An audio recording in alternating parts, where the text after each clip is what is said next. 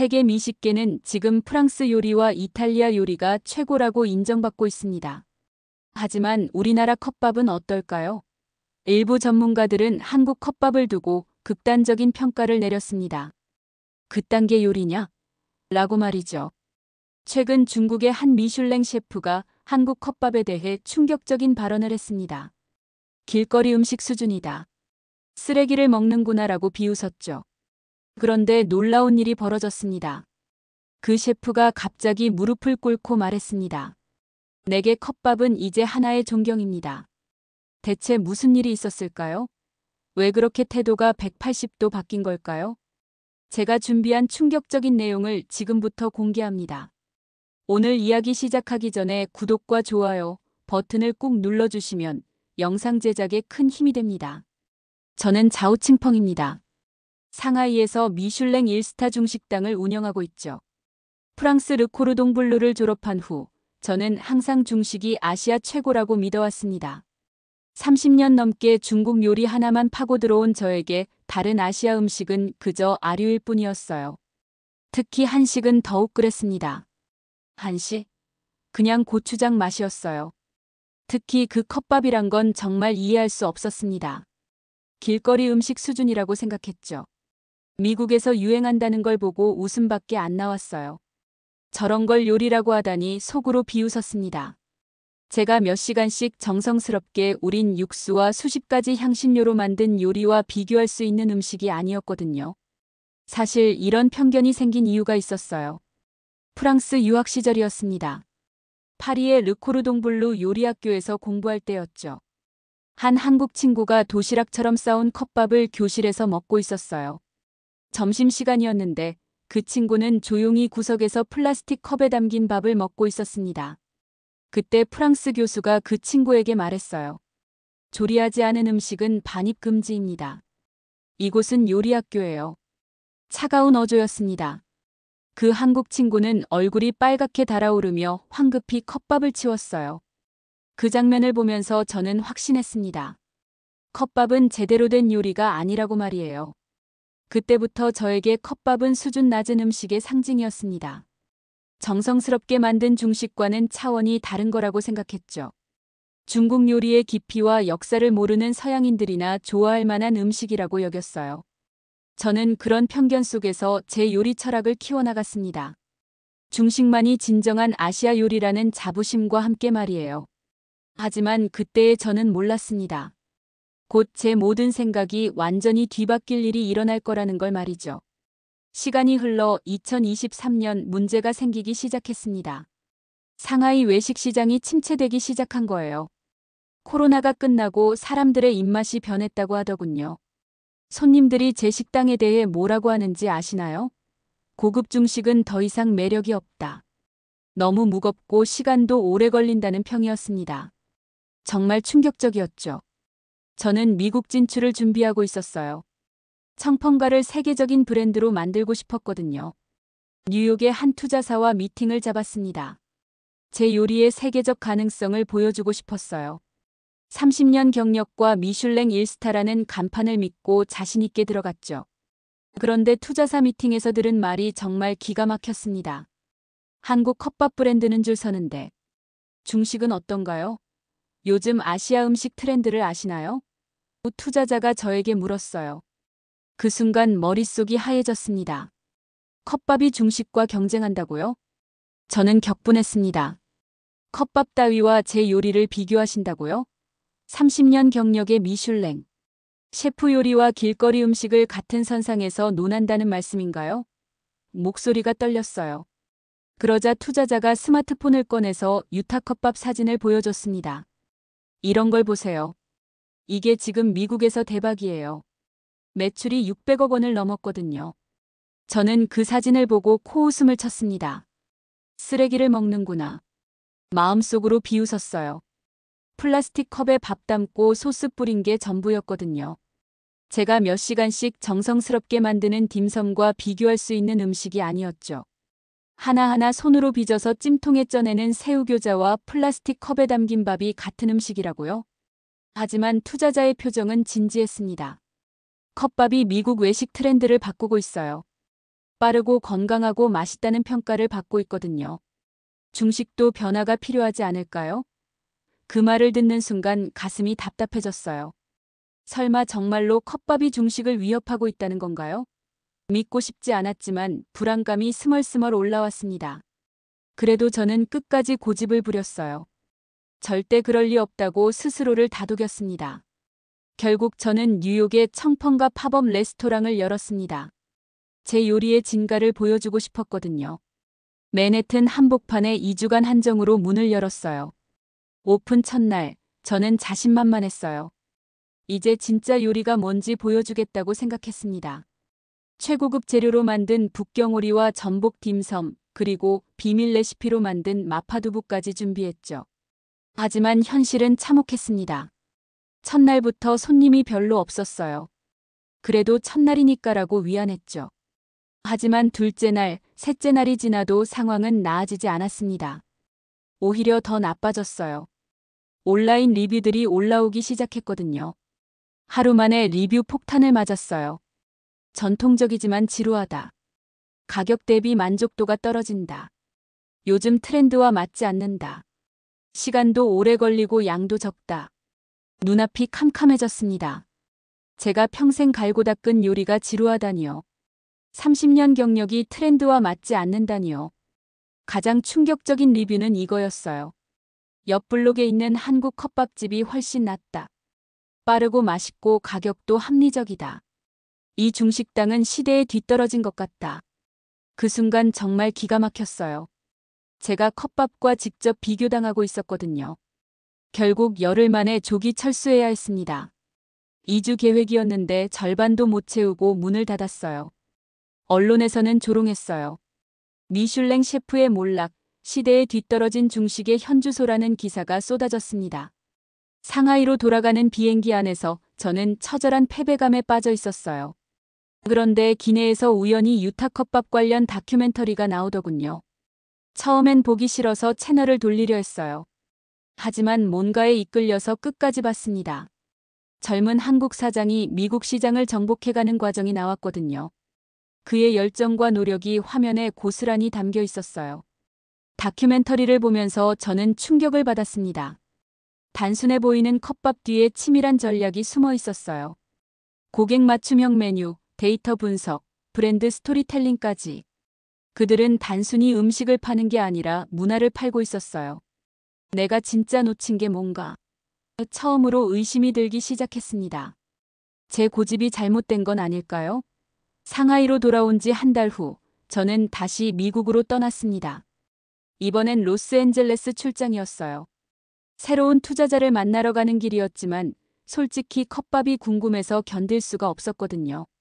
정말로 그렇게 대단한 건지 직접 확인하고 싶었습니다. 로스앤젤레스 시내를 걷다가 놀라운 광경을 목격했어요. 푸드트럭 앞에 긴 줄이 서 있는 거예요. 점심시간도 아닌 오후 3시인데 말이죠. 궁금해서 가까이 가보니 유타 컵밥 트럭이었습니다. 줄 선 사람들을 보니 정말 다양했어요. 백인, 흑인, 히스패닉, 아시아인까지 모든 인종이 섞여 있었습니다. 더 놀라운 건 그들의 표정이었어요. 모두들 기대에 찬 얼굴로 기다리고 있었거든요. 마치 맛있는 음식을 먹기 위해 기다리는 게 당연하다는 듯이요. 제가 뉴욕에서 경험한 냉담한 반응과는 정반대였어요. 저는 망설였습니다. 정말 먹어봐야 하나? 미슐랭 셰프가 길거리 푸드트럭에서 음식을 사 먹는다고? 하지만 호기심이 이겼어요. 줄을 서서 기다렸습니다. 20분을 기다려서 컵밥 하나를 받았죠. 손에 들고 보니 정말 단순했어요. 투명한 플라스틱 컵에 밥, 불고기, 야채 몇 개. 그게 전부였습니다. 하지만 첫 입을 떴을 때 충격이었어요. 이건 단순한 조합이 아니다. 각각의 재료가 따로 놀지 않고 하나의 조화를 이루고 있었어요. 밥의 찰기, 불고기의 단맛, 야채의 아삭함이 절묘하게 어우러졌습니다. 간이 정말 적절했고 식감도 살아있었어요. 무엇보다 먹는 내내 지루하지 않았습니다. 저는 잠시 멍하니 서 있었어요. 제가 무시했던 그 컵밥이 이렇게 완성도 높은 음식이었다니. 복잡한 조리 과정 없이도 이런 맛을 낼 수 있다는 게 믿어지지 않았어요. 푸드트럭 사장에게 다가가서 물어봤습니다. 어떻게 이런 맛을 낼 수 있나요? 사장이 미소를 지으며 답했어요. 이건 단순한 음식이 아니라 한국인의 방식이에요. 빠르지만 정성스럽고 저렴하지만 품이 있어요. 우리는 음식에 마음을 담아요. 그 말이 가슴에 와닿았습니다. 저는 지금까지 겉모습만 보고 판단했던 거예요. 진짜 중요한 건 마음이었는데 말이죠. 저는 유타 컵밥 본사를 방문했습니다. 직접 보고 싶었거든요. 어떻게 이런 성공을 만들어냈는지 말이에요. LA 다운타운에 있는 본사는 생각보다 소박했어요. 하지만 그 안에서 만난 담당자가 설명해준 내용은 정말 놀라웠습니다. 먼저 메뉴 구성부터 달랐어요. 전국 각지의 입맛을 세심하게 분석해서 지역별로 맞춤형 메뉴를 만들었더군요. 텍사스에서는 바비큐 소스를 더하고 캘리포니아에서는 아보카도를 추가하고 뉴욕에서는 매운맛을 줄이는 식이었죠. 이게 바로 데이터 마케팅이구나 감탄했습니다. 더 놀라운 건 고객 분석 시스템이었어요. 매장별로 판매 데이터를 실시간으로 분석해서 인기 메뉴와 비인기 메뉴를 파악한다는 거예요. 심지어 날씨와 요일까지 고려해서 메뉴를 조정한다고 하더군요. 비 오는 날에는 따뜻한 국물 메뉴가 인기고 더운 날에는 시원한 샐러드형 컵밥이 잘 나간다는 식으로요. 가장 충격적인 건 쓰레기통 분석이었어요. 매장 근처 쓰레기통을 정기적으로 조사해서 경쟁업체 용기가 얼마나 버려지는지 파악한다는 거예요. 그 데이터로 시장 점유율을 추정하고 마케팅 전략을 세운다고 하더군요. 요리가 아니라 과학이네요. 입이 떡 벌어졌습니다. 하지만 더 인상적인 건 따로 있었어요. 정이라는 한국 문화를 마케팅에 활용한 부분이었습니다. 생일인 고객에게는 무료로 컵밥을 주고 단골 고객에게는 추가 토핑을 서비스로 제공하는 거예요. 아픈 고객이 오면 중 메뉴를 특별히 만들어주기도 한다고 하더군요.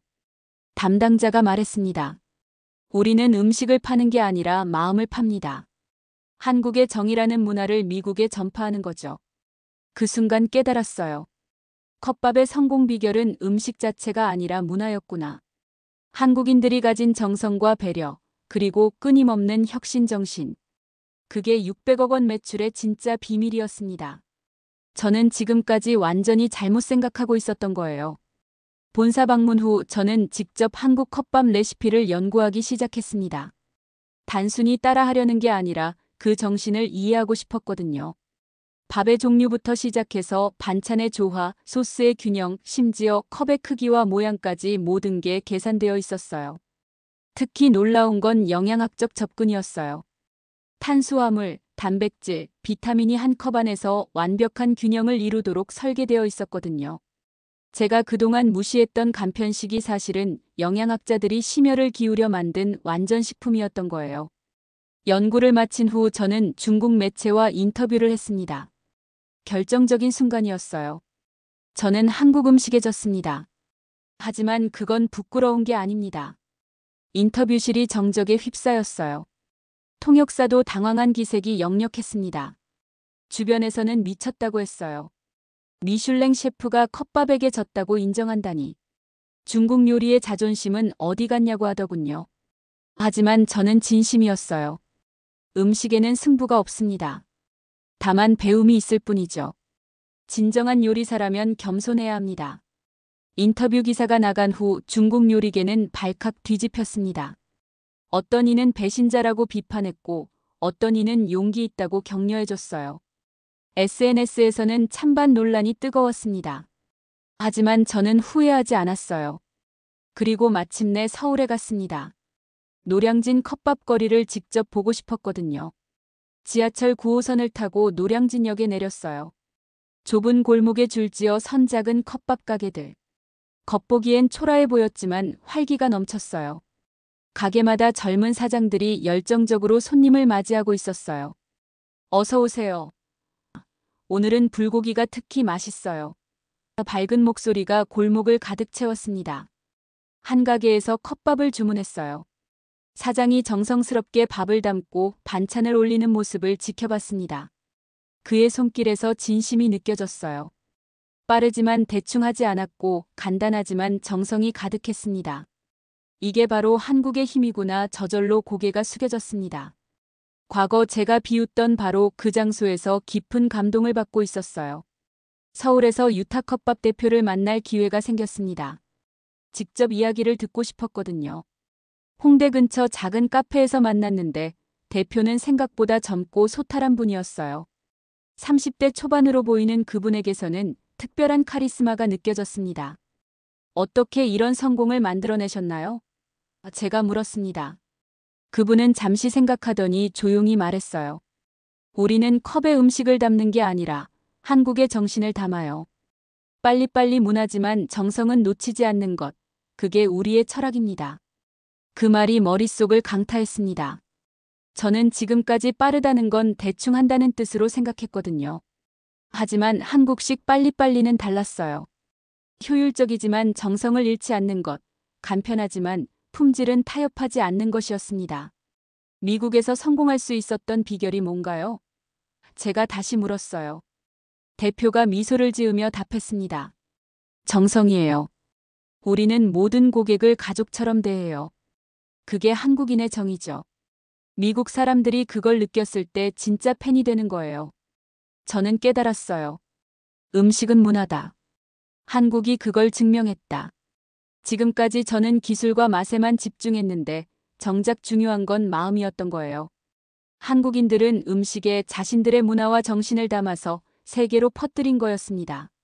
대표는 계속 말했어요. 처음엔 미국 사람들이 컵밥을 이상하게 봤어요.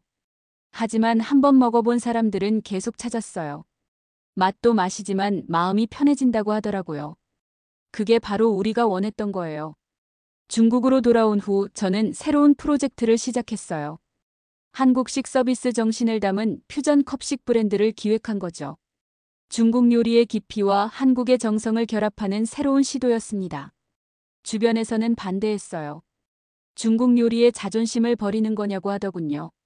하지만 저는 확신했습니다. 이건 자존심을 버리는 게 아니라 새로운 길을 찾는 거라고. 한국 컵밥에서 배운 철학을 중식에 접목하면 더 큰 발전이 가능하다고 생각했어요. 진정한 요리사라면 배움을 두려워해서는 안 되거든요. 겸손함이야말로 최고의 요리사가 되는 첫 번째 조건이라고 믿었습니다. 지금 저는 한중 퓨전 컵푸드 페스티벌의 기획자로 활동하고 있습니다. 중국과 한국의 음식 문화를 하나로 연결하는 프로젝트예요. 상하이에서 시작해서 베이징, 광저우까지 확산되고 있습니다. 과거의 저라면 상상도 못했을 일이죠. 한국 컵밥이 제게 가르쳐준 가장 큰 교훈은 열린 마음이었어요. 첫 번째 페스티벌은 정말 성공적이었습니다. 3일 동안 2만 명이 넘는 사람들이 찾아왔어요. 중국식 딤섬을 컵에 담은 딤섬컵, 마파두부를 밥과 함께 컵에 넣은 마파컵밥까지 다양한 퓨전 메뉴들이 인기를 끌었습니다. 사람들이 새롭다, 재미있다고 반응해주니 정말 뿌듯했어요. 재미있는 건 제 딸이 한국 유학을 가겠다고 했다는 거예요. 대학교 3학년인 딸이 저와 함께 컵밥 연구 프로젝트를 진행하면서 한국 문화에 관심을 갖게 된 거죠. 아빠, 한국에서 정말 요리를 배우고 싶어요. 한국 사람들의 정성을 직접 느껴보고 싶거든요. 딸의 말을 들으니 가슴이 뭉클했습니다. 딸과 함께 서울 유학 준비를 하면서 더 많은 걸 배웠어요. 한국의 요리 교육 시스템은 정말 체계적이더군요. 단순히 기술만 가르치는 게 아니라 서비스 정신, 고객에 대한 배려까지 함께 교육하고 있었어요. 이래서 한국 음식이 세계적으로 성공하는구나 싶었습니다. 요즘 제 식당에는 한국식 정성이 담긴 메뉴들이 늘어나고 있어요. 손님 개개인의 취향을 세심하게 파악해서 맞춤형 서비스를 제공하기 시작했거든요. 단골 손님이 오시면 평소 좋아하시는 간 정도를 기억해서 음식을 준비해드려요. 생일이신 분에게는 특별한 디저트를 서비스로 드리고요. 손님들의 반응도 놀라울 정도로 좋습니다. 전보다 따뜻함이 느껴진다. 마치 집에 온 것 같다는 평가를 받고 있거든요. 매출도 30%가량 늘었어요. 한국 컵밥에서 배운 마음이 중식을 더욱 풍성하게 만들어주고 있어요. 얼마 전에는 정말 감동적인 일이 있었습니다. 한국에서 온 한 관광객이 제 식당을 찾아왔는데 컵밥 스타일로 만든 중식 메뉴를 보고 깜짝 놀라더군요. 이런 시도가 정말 새롭네요. 한국과 중국 음식이 이렇게 잘 어울릴 줄 몰랐어요 라고 하시면서 진심으로 감탄해 주셨어요. 그분과 이야기를 나누면서 더 큰 깨달음을 얻었습니다. 음식에는 국경이 없다는 걸 말이에요. 진정한 정성과 마음이 담긴 음식이라면 어떤 형태든 사람들의 마음을 움직일 수 있다는 걸 배웠어요. 이제 저는 당당히 말할 수 있습니다. 내게 컵밥은 이제 음식이 아닌 하나의 존경입니다. 처음엔 비웃었지만 지금은 진심으로 존경해요. 작은 컵 하나에 담긴 한국인의 지혜와 정성, 그리고 세계를 향한 도전 정신을 말이죠. 최근에는 미국 진출도 다시 계획하고 있어요. 이번엔 한국식 정성과 중국식 깊이를 모두 담은 새로운 콘셉트로 도전할 예정입니다. 1년 전 실패했던 뉴욕에서 다시 한번 기회를 잡고 싶어요. 이번엔 분명 다를 거라고 확신합니다. 세상에 우열은 없습니다. 다만 서로 다른 아름다움이 있을 뿐이에요. 한국 컵밥이 저에게 가르쳐준 가장 소중한 교훈입니다. 요리사로서 30년을 살아오면서 가장 큰 변화의 순간이었어요.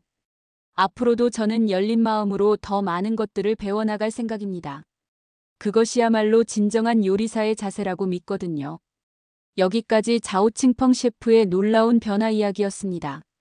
한국 컵밥을 그토록 비웃던 미슐랭 셰프가 결국 무릎을 꿇고 존경을 표했다는 이야기, 정말 감동적이지 않으신가요? 때로는 우리가 가장 무시하는 것에서 가장 큰 배움을 얻을 수 있는 것 같습니다. 작은 컵 하나가 거대한 편견의 벽을 무너뜨렸으니까요. 가장 놀라운 건 한국의 정성과 배려가 담긴 서비스 정신이 국경을 넘어 인정받았다는 점입니다. 빨리빨리 문화라고 해서 대충 하는 게 아니라 오히려 더 세심하고 정성스럽게 고객을 챙기는 한국만의 독특한 문화 말이에요. 이제는 중국의 유명 셰프마저 한국에서 배우고 싶어 한다니 정말 자랑스럽지 않나요? 오늘 이야기가 여러분께는 어떤 의미로 다가왔을지 궁금합니다. 혹시 여러분도 무심코 무시했던 것들 중에 새로운 발견이 숨어 있지는 않을까요? 한국 컵밥의 세계적 성공과 그 뒤에 숨은 정신을 널리 알리기 위해 이 영상을 공유해주세요. 그리고 구독과 좋아요는 더 많은 감동적인 이야기를 전하는데 큰 힘이 됩니다. 지금까지 월드와이드 코리아였습니다. 감사합니다.